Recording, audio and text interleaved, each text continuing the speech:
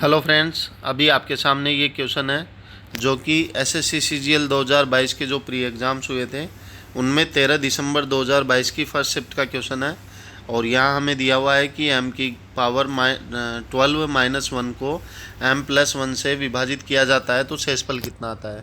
तो इसके दो तरीके हैं करने के। तो एक तरीका तो ये है कि यहाँ पर अगर हम m+1 = 0 मानेंगे और m की वैल्यू होगी -1, तो m की वैल्यू -1 इसमें रखकर अपन सोल्व करेंगे तो देखेंगे कि m की घात है 12।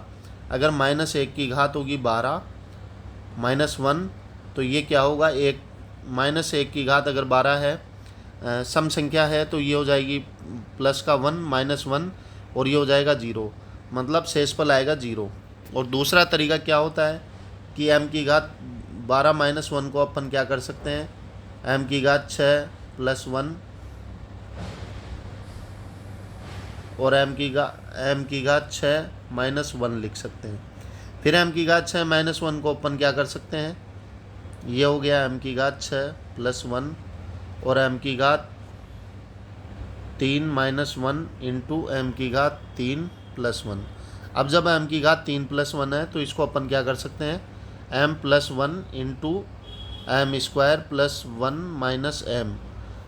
अब आ गया ना यहाँ पर m की घात 6 + 1, और ये यहाँ पर जगह की कमी की वजह से ये मैंने यहाँ पर नहीं लिखा, ये इधर इंटू में रहेगा।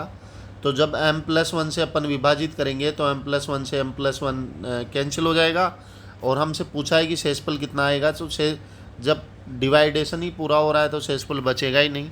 तो ये इस तरीके से ये क्वेश्चन दो प्रकार से सोल्व होता है। तो चलिए आपको एक क्वेश्चन और समझाता हूँ मैं। ये क्वेश्चन भी एसएससी सीजीएल 2022 के 13 दिसंबर 2022 की शिफ्ट 1 का क्वेश्चन है।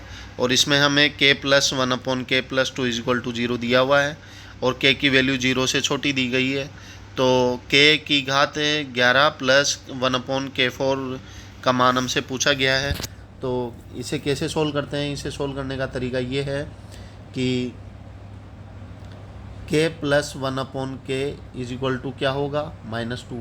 अब k+1/k-2 कब होगा, जब k की वैल्यू -1 होगी। क्योंकि आप k की वैल्यू -1 रखोगे तब देखना आप यहाँ k की जगह -1 और इधर +1/k, मतलब 1/-1 -1 = -2।